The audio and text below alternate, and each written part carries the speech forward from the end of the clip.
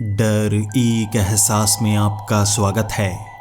इस चैनल पर आपको सुनने को मिलती हैं डरावनी और सच्ची भूतिया कहानियाँ। अगर आपको ऐसी ही वीडियोस देखना पसंद है तो हमारे इस चैनल को सब्सक्राइब करना ना भूलें।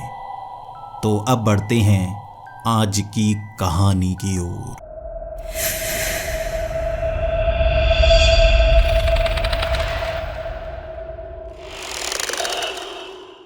हेलो दोस्तों, मेरा नाम अक्षर है और मुझे कहानियाँ सुनना और पढ़ना बहुत ज़्यादा पसंद है।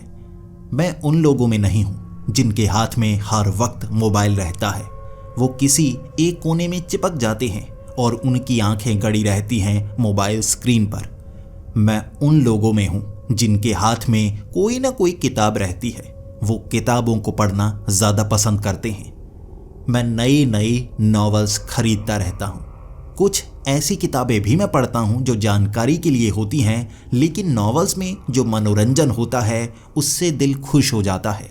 जब आप किसी कहानी को मोबाइल में सुनते हैं तो वो किसी और की आवाज़ में सुनते हैं, लेकिन जब किसी कहानी को अपने आवाज़ में आप पढ़ते हैं तो अपनी आवाज़ में एक अलग ही दृश्य आपके दिमाग में बनने लगता है और इस तरह से उन कहानियों को अपनी आवाज़ में पढ़ना एक अलग ही मनोरंजन का विषय बन जाता है। मैं वैसा ही करता हूँ। पिछले 15 सालों से मैं किताबें पढ़ रहा हूँ और अब तो मुझे लत सी लग गई है। मोबाइल के पास जाना मुझे ज़्यादा पसंद नहीं। मैंने वो छोटे छोटे बटन्स वाला मोबाइल रखा हुआ है और मैं उसी का इस्तेमाल करता हूँ। ऐसा नहीं है कि मैंने बड़े मोबाइल या महंगे मोबाइल खरीदे नहीं। मैंने खरीदे थे, लेकिन वो मुझे झंझट से लगते हैं। जैसे मेरे दोस्त उसमें व्हाट्सएप चलाने को कहते हैं, मुझे कई ऐसी वेबसाइट्स चलाने को कहते हैं जिसमें मेरा मन नहीं लगता। मुझे लगता है मैं समय बर्बाद कर रहा हूँ। उसके बाद मेरे हाथ में जब किताब लग जाती है मेरा दिन बन जाता है। इसीलिए उन मोबाइल्स को मैंने बेच दिया। फिर इस छोटे से मोबाइल को रखा, सिर्फ फ़ोन करने के लिए या फ़ोन सुनने के लिए।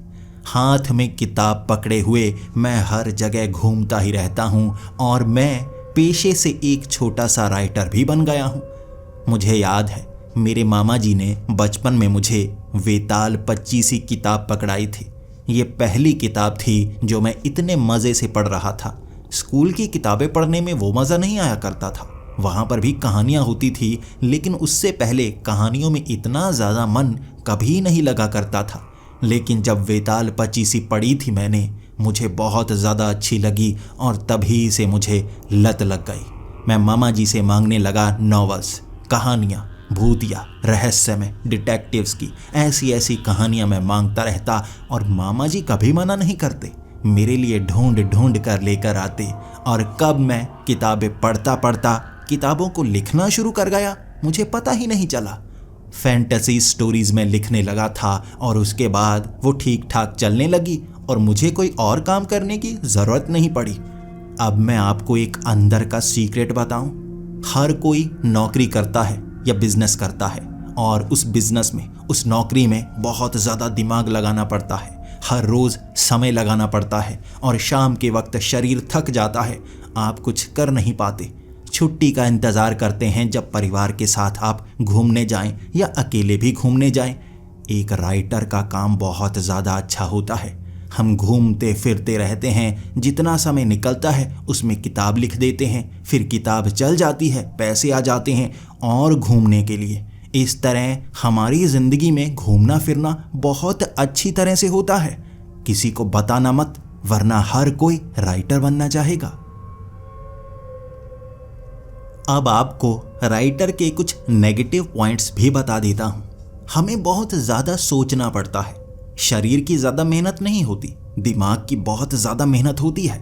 जैसे आप नौकरी कर रहे हों, आपको पता होता है आपको क्या करना है, दिमाग लगाने की ज़रूरत ही नहीं।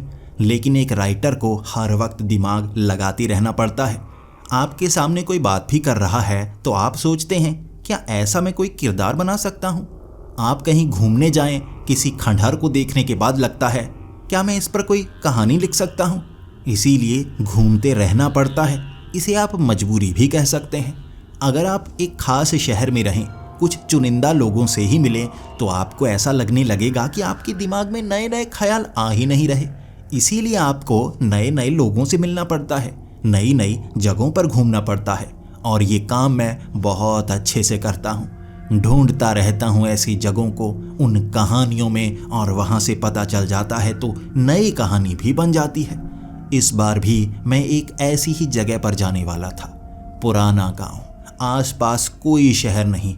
वहाँ पर पुरानी किंवदंतियाँ होंगी, वहाँ पर पुराने खंडहर होंगे, वहाँ पुरानी कहानियाँ होंगी, और उन कहानियों से मैं पैसा कमा पाऊंगा, घूम फिर भी पाऊंगा। राइटर होते ही अकेलेपन को पसंद करने वाले हैं, इसीलिए मुझे अकेले जाना ही पसंद होता है। दोस्तों को मैं तभी मिलता हूँ जब मुझे बिल्कुल अच्छा लग रहा हो और कहानी मैं लिख चुका हूँ। अगर कहानी लिखनी हो, बहुत सारा काम पड़ा हो, फिर मैं दोस्तों से बात नहीं करता। इससे उनके शब्द मेरी कहानी में घुसने की कोशिश करते हैं, वो मुझे चिढ़ाते हैं और मेरा दिमाग खराब हो जाता है, कहानी में लिख नहीं पाता। इस बार भी उस गांव को मैंने ढूंढ लिया था और निकल पड़ा था वहां पर। मैं गाड़ी का इस्तेमाल अमूमन करता हूँ। इस बार मेरी गाड़ी खराब थी। मुझे लगा 2 दिन गाड़ी ठीक करवाऊंगा तो वहां जाकर कोई फायदा नहीं होगा। निकल पड़ता हूँ, पीछे से गाड़ी वो मैकेनिक अपने आप ठीक कर देगा। ये सोचकर बस में धक्के खाता हुआ टैक्सी करता हुआ उस गांव तक पहुंचा था, और वहां पहुंचकर मुझे बहुत सुकून मिला था। ये एक ऐसा गांव है जो पिछले 70 सालों से बिल्कुल नहीं बदला है। पुराने पुराने से घर वो रिपेयर तो कर रहे हैं, लेकिन लोगों के पास ज़्यादा पैसा नहीं है। आसपास वो खेती करते हैं और जैसे इतिहास में रहना ज़्यादा पसंद करते हैं। मुझे एक ऐसी ही कहानी लिखनी थी, इतिहास के लोगों की।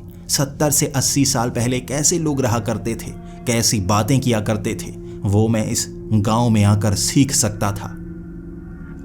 उस गांव में पहुंचते ही मैं समझ गया था कि मैं समय में पीछे आ गया हूं। उन लोगों का पहनावा जैसे पुराने लोग पहना करते थे। वहां पर ज्यादातर मर्द धोती और कुर्ता पहने हुए थे और औरतों ने साड़ी पहनी हुई थी, वो भी सफेद रंग की। लेकिन हर किसी के कपड़े बिल्कुल नए से लग रहे थे, क्योंकि यहीं पर वो अपने कपड़े बनाते थे। अपने खाने का इंतजाम सब खुद किया करते थे। भले ही इसे पुराना गांव कहा जा सकता है, लेकिन एक पूरी तरह से इकोसिस्टम बनाया हुआ था। किसी को भी भूख प्यास और छत का इंतजाम करने की जरूरत नहीं थी।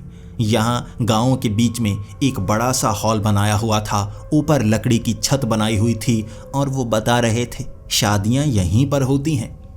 गांव वाले बहुत ज़्यादा अच्छे थे। मेहमानों का इस तरह से वो इंतज़ार किया करते कि कोई बाहर से आएगा, उससे बातें करेंगे, उससे बातें सुनेंगे और बाहर की कुछ वो चीज़ें भी लेकर आएगा। गांव वाले कहा करते थे कि वो गांव को छोड़कर बाहर जाना ही नहीं चाहते। बाहर के लोग विषैले होते हैं, वो आप में विष भर देते हैं।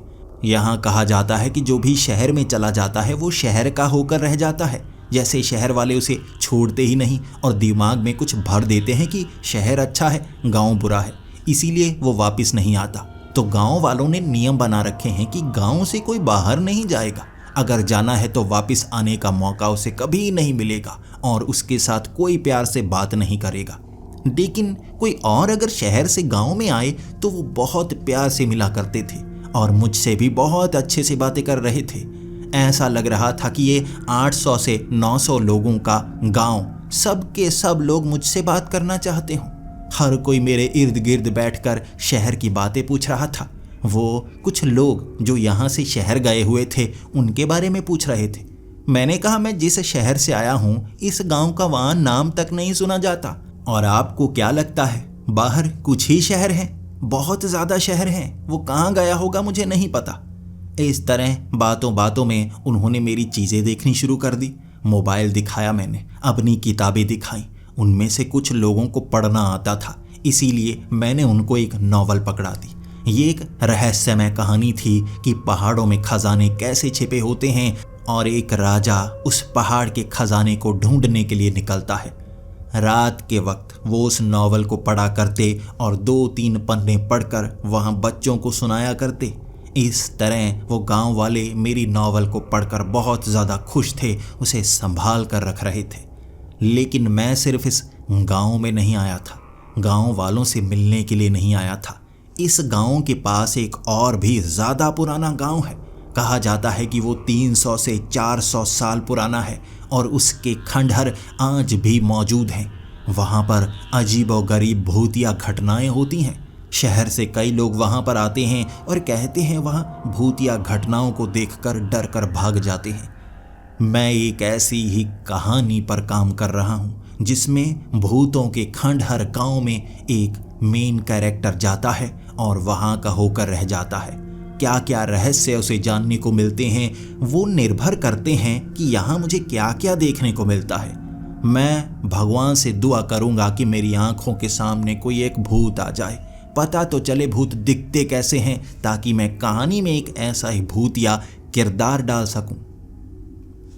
इसके बाद मैंने 2 गांव वालों को अपने साथ लिया क्योंकि वो मेरी मदद करने वाले थे और हम अगली सुबह ही उस पुराने खंडहरों की तरफ निकल पड़े। जब हम उस रास्ते पर जा रहे थे तो कई बार वो 2-3 लोग मुझे ये बात कह रहे थे कि वहाँ आपको कहानियाँ पढ़ने को मिलेंगी। कहानी मत पढ़ना, कहानी मत सुनना। कोई वो कहानी सुनाए तो उस कहानी को मत सुनना। कहीं पर देखने को मिले वो कहानी तो उस कहानी को मत पढ़ना। बार बार मुझे ये कहा जा रहा था और मैंने पूछा क्यों? अगर वहाँ कुछ पढ़ने को मिलता है तो वो इतिहास का होगा, मुझे वो लिखना चाहिए।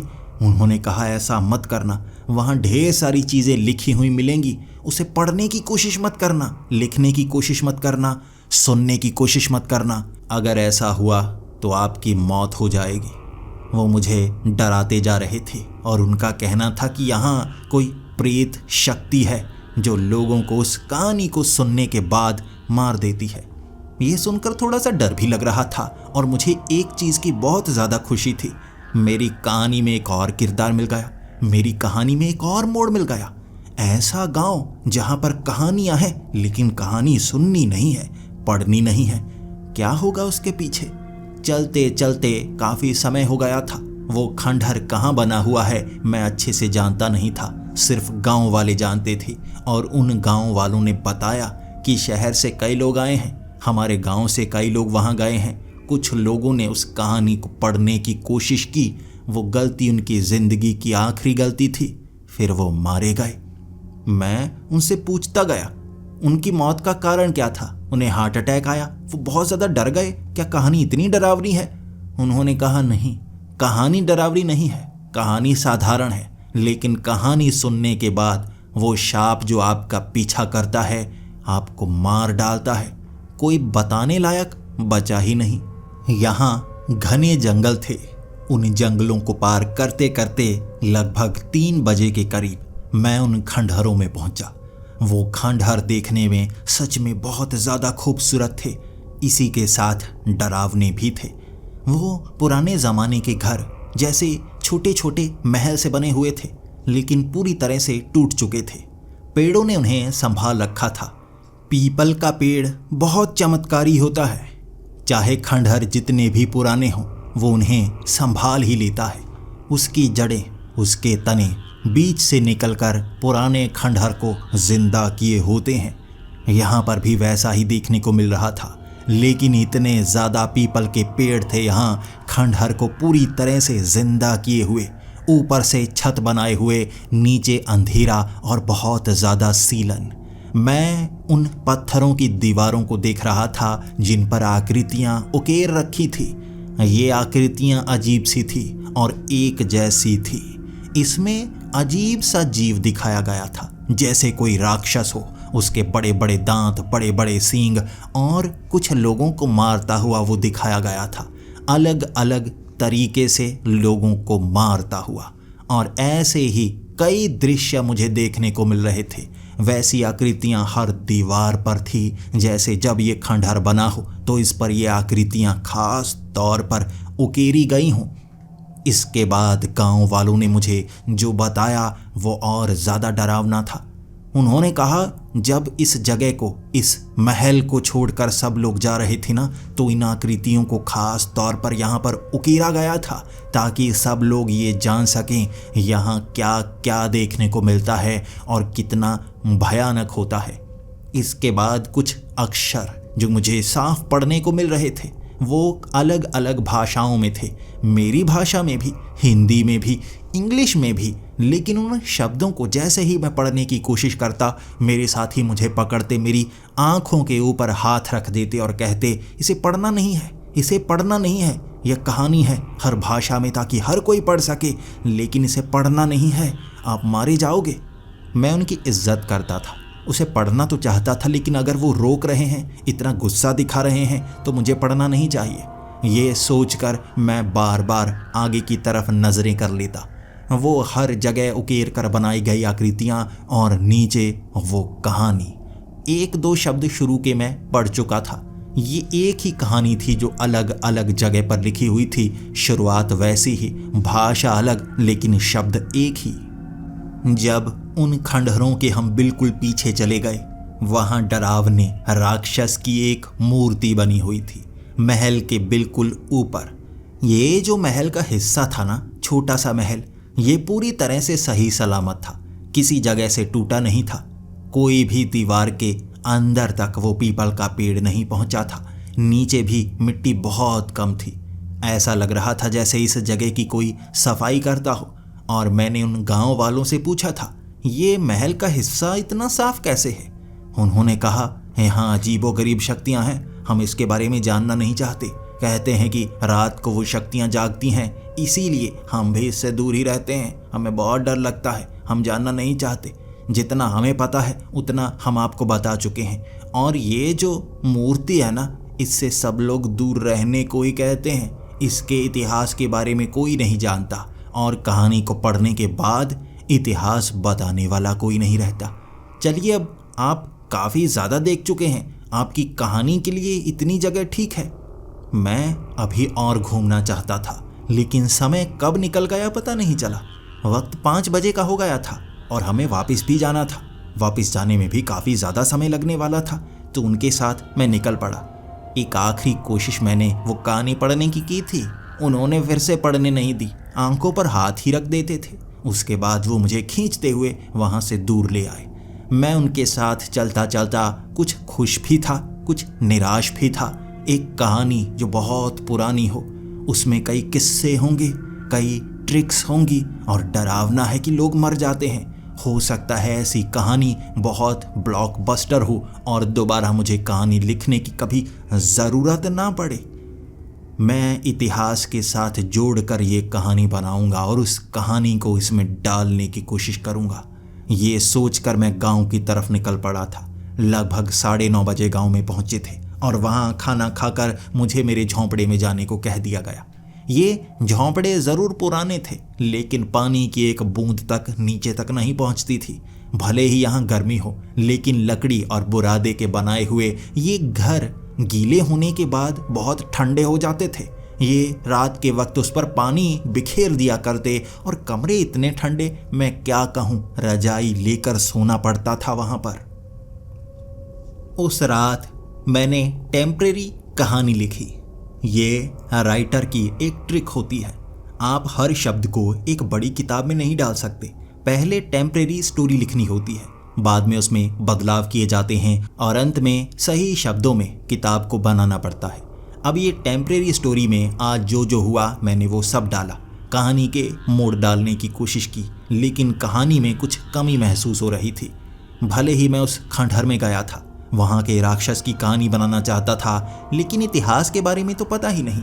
अगर मैं इस कहानी को इतिहास से जोड़ने की भी कोशिश करूँगा तो ऐसा लगेगा कि ये झूठी कहानी है। और हो सकता है जब मेरी ये किताब बहुत ज़्यादा बिकनी शुरू हो जाए, उसके बाद लोग यहाँ जानने के लिए आएंगे और उनमें से कोई अगर वो कहानी पढ़ गया, वो कहेगा ये तो इतना डरपोक था, कहानी तक नहीं पढ़ पाया।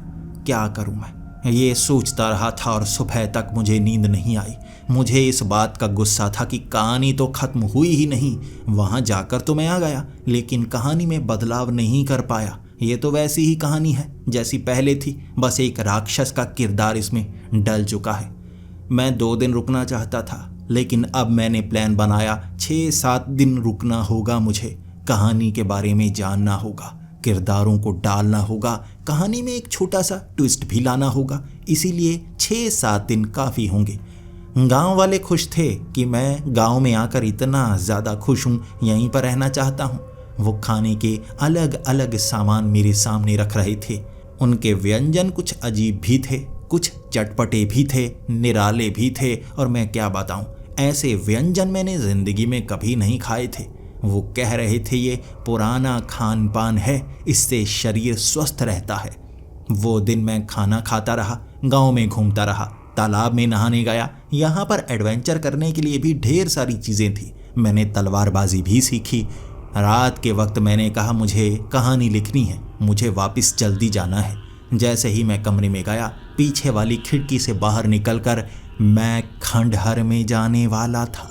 रात के वक्त भूत प्रेत नजर आते हैं और इससे कहानी में फ़ायदा मिलेगा। आराम से कहानी पढ़कर वापस आ जाऊंगा, कोई मुझे रोकने वाला भी नहीं होगा। ये सोचकर मैं जंगल में उस इलाके की तरफ बढ़ने लगा था। हाथ में लोहे की रॉड थी, एक एयर पिस्टल थी। इसके सहारे कोई जानवर भी वहां पर आ जाएगा तो नुकसान नहीं पहुंचा पाएगा। अब उस जंगल में मुझे रास्ता ढूंढने में परेशानी ज़रूर हो रही थी, लेकिन एक बार कोई रास्ता मैं देख लूं तो अच्छे से याद हो जाता है। इसीलिए समय समय पर थोड़ा सा भटकता था, लेकिन सही रास्ते पर आ ही जाता था। जब मैं इस रास्ते में सुबह के वक्त जा रहा था ना, उन लोगों के साथ कुछ जगह निशानियां लगा दी थी मैंने। जानबूझकर रुमाल किसी पेड़ से बांध देना, कोई छोटा सा झंडा लगा देना, ऐसी चीज़ों से निशानियां लग जाती हैं। और 2.5 घंटे लग गए मुझे उस जगह पहुंचने में। खंडहर में पहुंचकर साफ साफ दिख रहा था वो डरावना सा इलाका। घबराहट हो रही थी, लेकिन एज ए राइटर ये खुशी की बात थी। जितना डर ज़्यादा लगेगा उतनी डरावनी कहानी ज़्यादा लिख पाऊंगा। मैं उसके बाद एक एक करके उस टूटे हुए महल के हिस्सों को देखने लगा। सबसे पहले तो आकृतियां देखना ही नहीं चाहता था। मैं उस महल को देखना चाहता था, उन खंडहरों को देखना चाहता था। दिमाग में ये सोच रहा था जब ये नए होंगे कैसे दिख रहे होंगे। वो बड़ा इलाका था, महल भी काफ़ी बड़े बड़े थे, घर भी बहुत ज़्यादा थे। दूर दूर तक फैला हुआ वो खंडहर, घास नहीं थी वहाँ पर। ये देखकर काफ़ी अजीब सा लगा था। शायद ऊपर पेड़ बहुत ज़्यादा है, नीचे तक धूप नहीं पहुँचती, इसलिए घास नहीं है। साफ मैदान लग रहा था, घास नहीं, और इसी कारण ज़्यादा गंदगी भी नहीं। अब मैं महल की कुछ तस्वीरें खींच रहा था। 2-3 फ्लड लाइट्स भी लेकर आया था, जिससे उस पूरे खंडहर में मैंने रोशनी कर दी थी। बीच बीच में कुछ जानवर मुझे डरा देते, एक पल के लिए मेरे दिल की धड़कन धीमी कर देते जब कदमों की आवाज़ आती। लेकिन कभी बिल्ली निकलती, कभी कुत्ता निकलता, तो कभी हिरण का बच्चा। ऐसे कई जानवर वहाँ घूम रहे थे। रात के वक्त इसी तरह तो होता है, जंगलों में जानवर घूमते हैं। मेरा काम कुछ अलग था। तस्वीरें खींचने के बाद मैं उन डरावने चित्रों की तस्वीरें खींचने लगा। राक्षस लोगों को कैसे कैसे मार रहा था, किसी का सर धड़ से अलग कर रहा, किसी का सीना चीर रहा, किसी की उंगलियों को मुंह में डालकर जैसे खून चूस रहा। ये आकृतियां बहुत ज़्यादा डरावनी थी। उन्हें मैं देखता जा रहा था, घबराता जा रहा था। जितना ज़्यादा देखने की कोशिश करता उतना ज़्यादा डर लगता, लेकिन डर के साथ ख्याल भी आते। कहानी के किरदार, कहानी के मोड़ भी मेरे दिमाग में घूमने लगते। ये अच्छी बात थी। फिर मैं पहुंचा कहानियों के उन बड़े बड़े पत्थरों तक। बड़ी बड़ी कहानियाँ थी अलग अलग भाषाओं की, और मुझे जो जो भाषा आती थी, 3 भाषाएं, वो तीनों भाषाओं में भी कहानी वहाँ पर थी। मैं पढ़ने की कोशिश तो कर रहा था, फिर दिमाग में उन लोगों की बात आ रही थी। मेरा यकीन कीजिए, भूतों पर यकीन ना करते हो आप मॉडर्न बनने की जितनी भी कोशिश करते हो, जब आप अकेले में किसी खंडहर में किसी ऐसी चीज़ के बारे में सोचेंगे ना, आप डरेंगे, चाहे जितने भी बहादुर हों। अकेलापन खौफ पैदा करता है अंदर, और मेरे अंदर भी खौफ पैदा हो रहा था। कहानी को पढ़ने से खुद को बार बार रोक रहा था। मुझे लगा तस्वीर खींच लेता हूँ, बाद में कहानी पढ़ूंगा। मैंने तस्वीरें खींच ली, तीनों भाषाओं में पूरी कहानी की। उसे पढ़ा बिल्कुल भी नहीं। उसके बाद मैं आगे की तरफ पढ़ने लगा। कैमरे से एक बार मैं उस बड़ी मूर्ति की तस्वीर भी खींचना चाहता था जो बहुत ज़्यादा डरावनी थी और उस महल की छत पर ऊपर गुंबदनुमा आकार पे बनी हुई थी। मैं जब उस महल के हिस्से पर पहुंचा ना, मूर्ति गायब थी। मूर्ति गायब और मेरे होश उड़ गए। कहाँ गई? फिर मुझे लगा किसी ने चुरा तो नहीं ली। जब हम यहाँ पर आए, हो सकता है कोई हमारा पीछा कर रहा हो, या हो सकता है वो मूर्ति यहाँ पर किसी ने रखी हो मुझे बेवकूफ़ बनाने के लिए। क्या ऐसा हो सकता है? गांव वाले चालाकी मारते हैं। मैं अब उस मूर्ति को देखना चाहता था। कुछ ना कुछ आसपास तो पड़ा होगा ना। जब मैं इधर उधर झांकने लगा, नीचे उस महल में देखने लगा, वहाँ कहीं भी मुझे कोई मूर्ति नहीं दिखी। शायद कोई मूर्ति उठा कर ले गया और अब मेरे हाथ कुछ नहीं लग पाएगा। अब क्या करूं? तस्वीर तो मैं खींच ही नहीं पाया। अब बस दिमाग में वो तस्वीर थी जिसके सहारे मुझे वो किरदार बनाना था, और जब नॉवल निकलेगी, छपेगी, तब ऊपर यही वाली तस्वीर डालनी थी मुझे। अब क्या करूं? मुझे जैसे किसी आर्टिस्ट से ये तस्वीर बनवानी पड़ेगी और हो गया खर्चा। ये सोचकर मैं उस महल में अंदर जाकर भी ढूंढ रहा था। अंदर भी कई चित्र थे और एक जगह जब मैंने एक पत्थर पर पैर लगाया, वो पत्थर नीचे की तरफ धंस गया। अब वो घूम पड़ा था, ऐसा पत्थर जो जमीन के नीचे वाली सीढ़ियां दिखा रहा था। यहाँ बेसमेंट में सीढ़ियां भी हैं। खंडहर में कोई समझ ही नहीं पाया होगा। मैं उन सीढ़ियों में जाके उस बेसमेंट तक पहुंचना चाहता था, लेकिन जैसे कि मैंने आपको बताया, अकेलापन, रात और खंडहर खौफ पैदा करते हैं। खौफ, हिम्मत टूट जाती है आपकी। मेरी भी टूट गई थी। बस यहीं तक है जो है। बाद में उनसे बात करने की कोशिश करूंगा। दोबारा यहाँ पर आऊँगा, दिन के वक्त नीचे जाऊँगा। मुझे डर लग रहा है। ये सोचकर मैं वापस मुड़ रहा था, तभी सामने अंधेरे में एक परछाई सी दिखी। एक आदमी जैसे चलकर एक तरफ जा रहा हो। उसका कद 7 फुट था। ऊपर उसने कुछ जैसे पहना हुआ। मैं उसका पीछा करने की कोशिश कर रहा था। वो जल्दी से निकल गया। वो कहीं आगे की तरफ बढ़ रहा था और जैसे ही मैं आगे गया, फ्लड लाइट में कुछ रोशनी उस पर पड़ी। ये क्या? कॉस्ट्यूम पहनी हुई थी उसने। सींग थे उसके, बड़े दांत थे उसके। ये तो बिल्कुल वैसा बना हुआ था जैसी मूर्ति थी।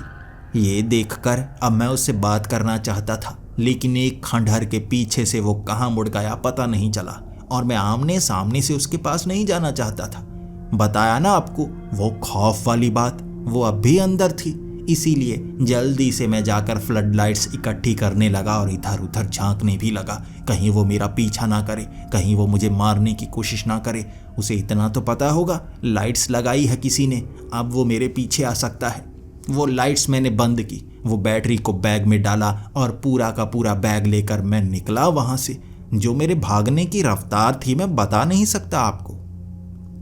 और जब वहाँ से निकलते वक्त मैंने पीछे मुड़कर देखा था ना, वो आदमी जिसने वो अजीब से कपड़े पहने थे, बड़े बड़े सींग थे, वो उस पीछे वाले महल के पास खड़ा मेरी तरफ झांक रहा था। इस तरह से मेरी तरफ देख रहा था जैसे वो मुझे पहचानता हो। घूर रहा था वो, और मैं बड़ी तेज़ी से भागा। जब तक मेरी सांस नहीं चढ़ गई, मैंने अपने कदमों को रोकने की कोशिश नहीं की। 2.5 घंटे का सफ़र मैं लगभग 2 घंटों में कर चुका था और जल्दी से गांव में पहुंचा। पीछे वाली खिड़की से मैं अपने घर के अंदर, और वहां सांस में सांस आई। ऐसे लग रहा था जैसे डोपामीन मेरे अंदर पूरी तरह से फैल गया हो। एक बड़ा रोमांच करके आया था। और ज़िंदगी जीना इसी को तो कहते हैं। लंबी ज़िंदगी असल में अच्छी नहीं होती, बड़ी ज़िंदगी अच्छी होती है। और बड़ी कभी भी सिर्फ उम्र बढ़ने से नहीं होती, वो ऐसे एडवेंचर करने से होती है। मेरा यही मानना है। अब पूरी रात मैं उन तस्वीरों को देखता रहा और कहानी की हेडिंग लिखने लगा। उसके बाद कहानी के कुछ खास मोड़ मैं नोट करता जा रहा था। इस तरह से प्री स्टोरी मेरी पूरी तरह से तैयार होने ही वाली थी। सुबह तक हर तस्वीर को मैं देख चुका था, और जब सुबह होने वाली थी तब मुझे लगा उस कहानी को भी पढ़ लेना चाहिए। सच बताऊं, सूरज की वो किरणें आपके अंदर वो डर को खत्म कर देती हैं। अंधेरा दूर चला जाता है और उजियाला आसपास मंडराने लगता है। शक्ति आ जाती है, एक अलग सी शक्ति। और मुझ में भी वो शक्ति आ गई थी। खौफ पीछे रह गया था। अब वो तस्वीरें निकालकर कहानी को पढ़ना शुरू कर चुका था मैं। ये एक भयानक कहानी थी जिसकी डरावनी बातें बता रहे थे। हर कोई इसे पढ़ने से मना कर रहा था। हिम्मत वाला वो होता है जो वो करता है जिससे हर कोई डरता है। मैं वो हिम्मत वाला था। कहानी पढ़नी शुरू कर दी मैंने। पुराने समय में एक राजा हुआ करता था। वो राजा हर जगह अपनी सल्तनत को फैलाना तो चाहता था, लेकिन उसके जितने भी सैनिक थे वो उससे दगा कर जाते थे। जब जब युद्ध वो जीतने वाला होता, सैनिक दगा कर जाते और उसे युद्ध छोड़कर भागना पड़ता और उसके बाद छोटे से गांव से फिर से सल्तनत को तैयार करना पड़ता। वो सब कुछ देता जो उसके पास होता, गांव को अच्छा करता और वो ऐसी तकनीक अपनाता जिससे गांव वाले खुश हो जाते। वो उन्हें सैनिक बनाता, उन्हें कारोबार करना सिखाता, भूख से कैसे बचना है ये सिखाता, खेती कैसे करनी है ये सिखाता। वो उस गांव को छोटी सी सल्तनत बनाता और उसके बाद वो उसे दगा दे जाती और फिर से वो अकेला हो जाता। वो अब सोचने लगा था कैसे वो एक बड़ी सल्तनत बना सकता है, कैसे वो अपनी शक्ति को बढ़ा सकता है। वो अकेला फिरता जा रहा था और उसे पता नहीं था अकेलेपन में उसे क्या मिलेगा। जंगलों में भटकते हुए उसे एक लड़की मिली थी जो बिल्कुल उसके जैसी थी। उसके पीछे कई लोग पड़े हुए थे जो उससे शादी करना चाहते थे, लेकिन वो एक सपनों के राजकुमार को ढूंढ रही थी। जब दोनों एक दूसरे से मिले उस जंगल में तो दोनों को एक दूसरे से प्यार हो गया।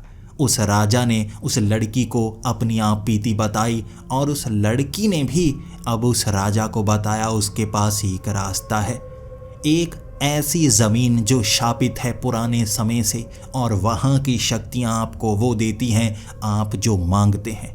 वहाँ पर उस लड़की ने कहा कि वो जाना चाहती है और वो राजा भी मान गया। दोनों ने वहाँ पर वो शक्ति का अनुष्ठान किया, काली शक्तियों को पाया, लेकिन वहाँ कुर्बानी देनी पड़ती है, अपनी सबसे कीमती चीज़ की कुर्बानी, और वो शक्ति भी आपको बहुत कुछ देती है। वो राजा इतना ज़्यादा तंग आ चुका था कि काली शक्तियों ने उससे वो कुर्बानी मांगी। वो लड़की ने कह दिया था कि तुम राजपाट मांगना और मुझे अपनी रानी की तरह कबूल करना, लेकिन उस राजा ने कुर्बानी के तौर पर उस लड़की को दिया था। वो शैतान जो वहाँ था उसने लड़की को वहीं मार दिया और बदले में उस राजा को असीम शक्ति दी, लेकिन ये शक्ति की सीमा रात थी। वो सिर्फ रात को इस शक्तियों का इस्तेमाल कर सकता था और दिन के वक्त उसे बस कमज़ोर इंसान बनना पड़ता। इस तरह वो अपनी शक्ति का इस्तेमाल रात को करता, युद्ध लड़ता और हर किसी को हराता जाता। गुलामों से यहाँ उसने महल बनवाया, पूरा गांव बनवाया, एक सल्तनत बनवाई और यहाँ कोई भी अगर युद्ध करने के लिए आता वो हरा देता। उसकी शक्ति इतनी ज़्यादा थी, लेकिन धीरे धीरे उसका शरीर कमज़ोर होता गया। वो शैतानी शक्तियाँ इंसानों के लिए नहीं होती और धीरे धीरे उसकी मौत हो गई और मरने के बाद भी वो शैतान बनकर यहीं पर रहा और इस कहानी को हर जगह उकेर उकेर कर लिखता रहा। आज भी वो जिंदा है और इस कहानी को पढ़ने वाले को, इस सच्चाई को जानने वाले को छोड़ता नहीं। जो इस कहानी को सुनेगा, पढ़ेगा या देखेगा, वो रोकने का तरीका जानता होगा, लेकिन समझना होगा। लेकिन वो राक्षस उसे मारने के लिए आएगा, उससे बचा नहीं जा सकता। ये कहानी का अंत था। कहानी काफ़ी अच्छी थी, यानी अब जिस किताब में मुझे शुरुआत चाहिए थी, ये कहानी शुरुआत बनेगी। वो राक्षस कैसे पैदा हुआ, किस तरह से सल्तनत बनाना चाहता था, मुझे बहुत ज़्यादा खुशी हुई। इसके बाद मैं वो कहानी आगे की तरफ लिखता गया और अब मुझे अंत भी मिल गया था। अंत में जो किरदार होगा वो इस गांव से दूर चला जाएगा, लेकिन जो शैतान होगा पूरे गांव को मार देगा। बड़ा अच्छा हुआ, कहानी अच्छी मिल गई मुझे। उसके बाद मैं गांव में घूमा था। गांव वाले बहुत ज़्यादा खुश थे। वो मुझसे नई नई कहानियाँ सुनना चाहते थे और मैं इतनी नावल लिख चुका था, इतनी नावल पढ़ चुका था, इतनी कहानियाँ जानता था, तो पूरा दिन मैं उन्हें कहानियाँ सुनाता ही रहा, कहानियाँ सुनाता ही रहा। लेकिन वो कहानी नहीं सुनाई। वो डरते हैं तो क्यों सुनाऊं। जब शाम के 6 बज चुके थे तो वहाँ सभी एक जगह बैठकर ही खाना खाया करते थे। मुझे भी यही कहा गया था कि वहाँ पर बैठकर ही खाना खाना है। सब जमीन पर बैठकर खाना खा रहे थे, तभी मेरी नज़र एक घर के पीछे खड़े एक आदमी पर पड़ी। वहाँ दूर दूर मशालें ही जला रखी थी, आग जला रखी थी रोशनी के लिए, लेकिन घर के पीछे वो आदमी काले रंग का सूट पहने हुए, जैसे सर पर वो सींग डाले हुए। ये तो वही आदमी था जो मुझे खंडहर में दिखा था। मैंने हंसते हुए एक आदमी को उस तरफ इशारा किया, वो देखो वो कैसा आदमी है। जैसे ही उसने उस तरफ देखा, वो आदमी वहाँ से गायब हो चुका था, जैसे वो घर के पीछे छिप गया हो। उसने कहा, कौन था, कौन था? क्या वो बच्चा था जो सुबह शरारत कर रहा था? मैंने कहा, नहीं, बड़े बड़े सींग वाला आदमी, वो काले रंग के कपड़े पहने हुए। जैसे ही मैंने ये कहा ना, काले रंग के कपड़े पहने हुए, हर कोई शांत सन्न हो गया था। वहाँ हर तरफ खाने की आवाज़ें आ रही थी, बर्तनों से आवाज़ें आ रही थी। इस तरह कुछ लोग बातें भी कर रहे थे। पूरी तरह से सन्नाटा छा गया। तभी एक बूढ़ा आदमी कहने लगा, सच कहो, काले रंग के कपड़े थे या सफ़ेद कपड़े ही थे अजीब से पहने हुए? मैंने कहा, नहीं, काले कपड़े जैसे वो आदमी उन खंडहर, ओ मतलब काले, मैंने देखा नहीं पहले कभी वो। तभी वो बूढ़े आदमी को मुझ पर शक सा होने लगा था। उसने कहा, यहाँ सफ़ेद रंग और अन्य सभी रंग पहने जाते हैं, काला रंग नहीं पहना जाता। काला रंग शैतान का रंग है और पुराने समय से ही यह कहावत है, काले कपड़े कोई नहीं पहनेगा, जो काले कपड़े पहनेगा मौत का संकेत देगा। अब उसकी वो बातें सुनकर मैं थोड़ा सा घबरा गया। तब मैं बात को संभालने के लिए उसको कहने लगा, वहाँ पीछे अंधेरा है ना, हो सकता है कोई और रंग पहना हो, मुझे लगा कि काला है। उसने कहा, वो सींग? मैंने कहा, पीछे लकड़ियाँ भी तो रखी हैं ना, वो देखो, शायद मुझे भ्रम हुआ है। वैसे ही मैं तो डराना नहीं चाहता था, आपने तो इस तरह बात की, मैं ज़्यादा डर गया अब। तब वो मेरे साथ बैठकर खाना खाने लगे थे, लेकिन अब सब बातें कम कर रहे थे। मेरे इन शब्दों से सब डर से गए थे। अचानक वहाँ चीखों की आवाज़ें शुरू हो गई। एक तरफ कहीं आग लगी थी। सब भागकर वहाँ पहुँचे। जब मैं भी वहाँ पहुँचा, ये मेरे वाला वो झोंपड़ा था जिसमें भयानक आग लगी हुई थी। ये तो भगवान का शुक्र है कि वो आग ज़्यादा बड़ी नहीं थी, लेकिन अंदर पूरी तरह से फैल चुकी थी। आसपास के घर ज़्यादा दूरी पर थे, आग वहाँ नहीं जाने वाली थी। ये समझदार लोग हैं, इन्होंने हर घर को एक दूसरे से दूर बनाया है। बीच में नालियां रखी हैं ताकि आग एक दूसरे तक ना पहुंच पाए। मेरा वो घर जलकर बुरी तरह से लपटें छोड़ रहा था और मुझे अपना सामान चाहिए था। किताबें, नावल, सारा सामान और नई कहानी अंदर थी। ये नुकसान था। मैं उस घर के अंदर जाना चाहता था, लेकिन ये लकड़ी ज़्यादा जल्दी जलने वाली है। अभी उन्होंने पानी का छिड़काव नहीं किया था तो आग किस कारण लगी किसी को पता तक नहीं। लेकिन वो आग में जब वहाँ छत गिरी थी, आग के बीच खड़ा वो काले रंग का आदमी जिसके सींग थे, वो सब ने देखा था और सब डर गए थे, घबरा गए थे। और हर किसी का कहना था, तुमने वो कहानी पढ़ी, तुमने वो कहानी पढ़ी। हर कोई मुझसे जैसे दूर हो रहा था, डर रहा था, घबरा रहा था और मुझे कह रहे थे, तुमने वो कहानी पढ़ी, मौत निश्चित है तुम्हारी। पूरी की पूरी भीड़ ने देखा था वो काला सा आदमी, शैतान सा, आग के बीच से चलकर बाहर की तरफ आता हुआ, मेरी तरफ आता हुआ। आग भी उसका कोई नुकसान नहीं कर पा रही थी। वो मेरी तरफ बढ़ रहा था और गांव वाले घबराहट में इधर उधर भागने लगे थे। मेरे पास भी कहीं जाने का कोई रास्ता नहीं था और गांव वालों को जिस तरह से डरा हुआ देखा मैंने, मुझे लगा ये मुझे मार देगा। अब शायद यहाँ से भागना ही अच्छा होगा। मैंने पीछे की तरफ भागना शुरू कर दिया और वो आदमी मेरे पीछे पीछे आने लगा। वो चलता हुआ आ रहा था और मैं भाग रहा था उससे बहुत ज़्यादा दूर। मैं गांव की पिछली साइड चला गया जहाँ कई लोग छिपे हुए थे, डरे हुए थे। मैं जैसे ही उस भीड़ के बीच पहुंचा, वो मुझसे ऐसे डर रहे थे जैसे शैतान मैं हूं और मुझे बताया गया मेरी मौत निश्चित है, लोगों से दूरी बनाना शुरू कर दूं। मैंने कहा मैं बचना चाहता हूं, वो क्या चीज़ है, उसे रोकने में मेरी मदद करो। वो पहले घबराए हुए थे लेकिन उन्होंने वो बड़े बड़े तेज धार हथियार हाथ में पकड़ लिए। वो जैसे ही काला सा आदमी इस तरफ आया, 3-4 लोग उस पर टूट पड़े।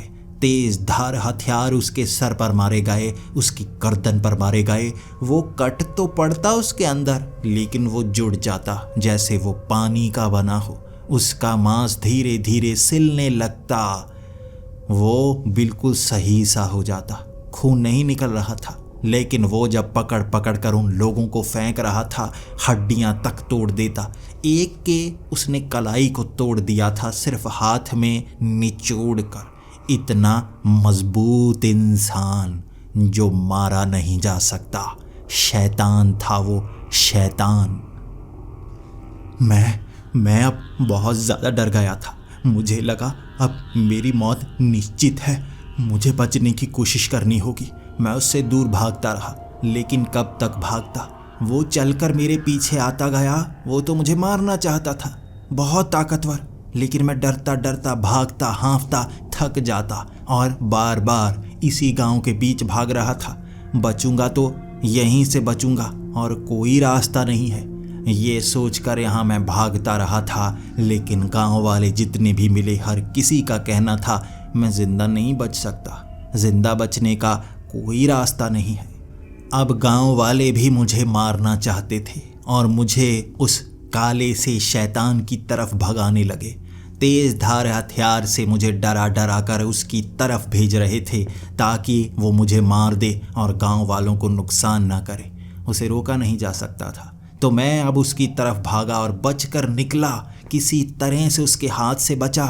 वो मेरे पीछे था। मैं अब जंगल की तरफ भागा। मुझे लगा अगर उससे बचना है तो मुझे उस खंडहर में जाना होगा। मैं खंडहर की तरफ भागा था। शायद ही कोई ऐसी सोच रखता हो कि जहाँ से कातिल आया है आप कातिल की उस खास जगह की तरफ भागो। लेकिन कहानियाँ मैंने भी पढ़ी हैं, रहस्य मैं भी सुलझाने जानता हूँ। बचने का रास्ता उस खंडहर में है, मौत भी उस खंडहर में है। चुनाव मुझे करना होगा। मैं खंडहर की तरफ भागता गया। बार बार वो मेरे करीब आता। जब मैं रुकता वहाँ हवाएं चलने लगती, उसकी वो भयानक गर्जना की आवाज़ मेरे करीब आने लगती और मैं फिर से भागना शुरू हो जाता। मैं तब तक भागता जब तक वो मेरे करीब नहीं आता। मुझे लग रहा था वो मुझे मार देगा और बचने के लिए आगे ही निकलते जाना है। रात, वो बस रात को हमला करेगा। दिन के वक्त तो वो कमज़ोर होगा ना। शायद ये वही राजा हो सकता है और इसे बचने के लिए बस मुझे रात ढलने का इंतज़ार करना होगा। भागता रहा। जब मैं उस खंडहर तक पहुंच गया था, वहाँ पर हर तरफ अंधेरा और छिपता बचता दीवारों के पीछे पहुंच जाता। वो मुझे सूंघ सकता था, सूंघता मेरे पीछे। और उसके बाद मैं दीवारों पर कहानियाँ पढ़ रहा। अलग भाषा में कुछ तो नया होगा ना, कुछ तो बताया गया होगा ना। मैं पढ़ता ही रहा था। वहाँ हर तरफ खुरच कर कहानियाँ लिखी थी इसी ने अपने नाखूनों से। लेकिन वो बड़े महल की एक दीवार पर जो लिखा था वो इसने नहीं लिखा था। साफ पढ़ लिया मैंने वो। ये कहानी उस लड़की की थी, सिर्फ एक ही जगह पर लिखी हुई। मैं इस भाषा को समझ सकता था। कहानी थी कि जब हर गांव से उस लड़की के पीछे मर्द पड़ते जा रहे थे, वो अकेला रहना चाहती थी। अपने राजकुमार का इंतज़ार करती हुई वो जंगलों में भटका करती थी। वो काली शक्तियों का इस्तेमाल किया करती थी और काली शक्तियों को पा भी चुकी थी। आधी चुड़ैल बन गई थी वो, लेकिन फिर भी इंसानी शरीर में खूबसूरत, ताकि लोगों से बच पाए। तब उसके वो सपनों का राजकुमार उसको उस जंगल में मिल गया था। वो उसको बहुत प्यार करने लगी थी और वो राजा भी उसे बहुत प्यार किया करता था। इस तरह दोनों अपनी सल्तनत बनाना चाहते थे, लेकिन ये लड़की जानती थी कहाँ से शाप को पाया जा सकता है, वो ताकत को जो आधी चुड़ैल की इसको मिली है, जिसके बारे में इसने उस राजा को बताया तक नहीं था। उस खंडहर में जब काली शक्तियों को पाया था उस राजा ने, तो कुर्बानी देनी थी किसी चीज़ की, और शायद वो अपनी किसी खास चीज़ की कुर्बानी दे। और उस लड़की को लग रहा था वो अपनी सल्तनत की कुर्बानी देगा और हमेशा उसके साथ मिलकर रहेगा। लेकिन उस राजा ने उस लड़की की कुर्बानी दी थी और वो बच तक ना पाई। चुड़ैल की शक्ति थी उसके पास, इसीलिए वो जिंदा रही थी एक दिन तक। वो शैतानी शक्ति उस राजा की खत्म नहीं कर पाई और उससे लड़ने की कोशिश कर पाती, उससे पहले ही उसे कब्र में दफना दिया गया। कब्र में दफनाने से पहले उस लड़की ने अपनी उंगलियों से खुरच खुरच कर दीवार पर लिखा था कि मैं वापस ज़रूर आऊँगी। और ये शब्द उसने अपनी कहानी के रूप में बताए थे, और वो शायद नीचे कब्र में होगी। मैं बार बार इस दीवार के पास आकर कहानी को पूरी पढ़ पाया था, और अब मुझे उस बेसमेंट में जाना चाहिए या नहीं, मैं नहीं जानता था। काफ़ी दूर जंगल में मैं भागा, एक पेड़ के ऊपर चढ़ा। जब वो शैतान पेड़ को नीचे से उखाड़ने लगा तो मैं दूसरी पेड़ पर छलांग लगाकर वहाँ से निकल पाया और भागा। अब मुझे बेसमेंट में 5 मिनट चाहिए थे। मैं उस कब्र तक पहुँचना चाहता था, शायद बचने का यही रास्ता हो। मैं थका हुआ था। मैं उस बेसमेंट में पहुँच गया जहाँ पर एक कब्र थी। उस कब्र के ऊपर का ढक्कन हटाने के बाद उस पर रखे हुए उस बड़े से नक्शे को मैंने उठाया, जिस पर जैसे अजीब से चित्र भी बने हुए। नक्शे को उठाते ही वो भयानक चुड़ैल भी उठकर खड़ी हो गई थी और उसने मेरे गले को दबोच लिया। वो गली हुई आंखें, ये कंकाल नुमा चुड़ैल थी जिसके बाल अभी भी खूबसूरत थे, लेकिन शरीर सड़ा हुआ था। ये मम्मी बनी हुई थी, लेकिन मुझे देखते ही जैसे उसने मुझे छोड़ दिया। उसके बाद वो शैतान वहाँ आ चुका था और वो मुझे मारना चाहता था, ये चुड़ैल उसे। दोनों एक दूसरे को नोचने लगे थे और दोनों की ताकत मैं देख नहीं पा रहा था। यहाँ ऐसी शक्ति थी कि दोनों ज़मीन में छेद कर पा रहे थे। दोनों पत्थरों को उंगलियों से ही जैसे बुरादा बना सकते थे, इतने शक्तिशाली। उस शैतान ने उस चुड़ैल का सामना किया और उसे ज़मीन पर गिरा दिया। उसके बाद उसकी दोनों टांगों को धड़ से अलग कर दिया और वो चुड़ैल चीख रही थी। मेरी आखिरी उम्मीद मेरी आंखों के सामने दम तोड़ रही थी। और उसके बाद वो शैतान मेरी तरफ बढ़ने लगा और मुझे लगा अब मैं बच भी नहीं पाऊंगा, भागने का कोई रास्ता भी नहीं। वो चुड़ैल अपनी बाजुओं के सहारे उस शैतान की पीठ से चिपक गई और अपने हाथों को उसके सर पर जैसे लपेट लिया उसने। भले ही उसकी टांगें नहीं थी, धड़ और बाजू थे। उसके बाद उसके मुंह से अजीब सी जैसे शब्द निकलने लगे। वो किसी अलग भाषा में बात कर रही, जैसे कोई मंत्र बोल रही हो। और वहाँ एक शैतानी शक्ति उजागर हुई। ज़मीन से निकलने वाली वो रोशनी, और उस चुड़ैल ने मांगा था, मैं हमेशा इसके साथ बंधी रहूँगी, इसे रो के रखूँगी, और मैं कुर्बानी देती हूँ अपने प्यार की, मुझे यही चाहिए। वो रोशनी वहाँ से गायब हुई और वो शैतान मेरी आँखों के सामने से गायब हो गया। दोनों वहाँ मौजूद नहीं थे। मैं ज़मीन पर बैठ गया और मुझे लगा अब शायद मैं बच गया हूँ। 15 मिनट सांस लेता रहा था मैं, मौत को छू कर बच गया था मैं। जब उस खंडहर से बाहर निकला, मेरा ध्यान उस महल पर पड़ा तो महल के ऊपर रखी वो मूर्ति हिलने की कोशिश कर रही, लेकिन उस पर एक और मूर्ति बन गई थी उस चुड़ैल की। ये था तो पत्थर ही, लेकिन जैसे वो शैतान उससे छूटने की कोशिश कर रहा, वो चुड़ैल अपनी बाजुओं से उसे लपेटे हुए। ये शैतान अब हमेशा के लिए यहाँ कैद रहेगा जब तक वो चुड़ैल उसे अपने बाजुओं से थामे रखेगी, और यहीं पर ये शक्तियाँ मौजूद रहेंगी। मैं इस ज़मीन में कुछ करना नहीं चाहता था। शैतानी जगह से जितनी जल्दी दूर निकल जाएं, वही आपके लिए अच्छा होगा। मैं भी वहाँ से दूर भाग आया था। जब मैं गांव में पहुंचा था, सब हैरान थे, डरे हुए, लेकिन शैतान कभी वापस नहीं आया। वो रात मैंने गांव में गुजारी, सब जागे हुए थे, इंतज़ार कर रहे थे मेरे मरने का। मैं मरा ही नहीं, शैतान को कैद कर आया था। अगले दिन गांव वालों को लेकर मैं उस खंडहर में गया था और उस मूर्ति को दिखाया था। शैतान की मूर्ति है वो, और पीछे वो उसे लपेटे हुए उसकी प्रेमिका चुड़ैल की मूर्ति। जब तक ये चुड़ैल इसे थामे रखेगी, तब तक ये शैतान कैद है और हमेशा यहीं पर रहेगा। अगर कोई इस मूर्ति को इस शैतानी मूर्ति से अलग करेगा, तो ये भयानक रूप में आएगा और लाशें बिछा देगा। शायद फिर ये चुड़ैल इसे कभी रोक ना पाए। गांव वालों ने वादा किया था कि वो दोबारा किसी को इस खंडहर में लेकर नहीं आएंगे, और मैं भी उस शहर को छोड़ आया था। एक कहानी जो मेरे दिमाग में थी, उसे लिखने में 2 महीने फिर से लगे मुझे, लेकिन मैं ये कहानी लिख पाया। आप जानना चाहते हैं वो कहानी कौन सी थी? शायद आपको जानने की ज़रूरत नहीं, आप तो वो कहानी सुन चुके हैं। लेकिन मैंने आपको अपना शहर, अपना असली नाम और उस गांव की लोकेशन नहीं बताई। कोई भी वहाँ नहीं जाना चाहिए। वो खंडहर खुद में समेटे हुए उस शैतान को जैसे बर्बादी को रोके रखे हुए है। गलती से भी वो चुड़ैल उस शैतान से अलग हुई तो विनाश होगा।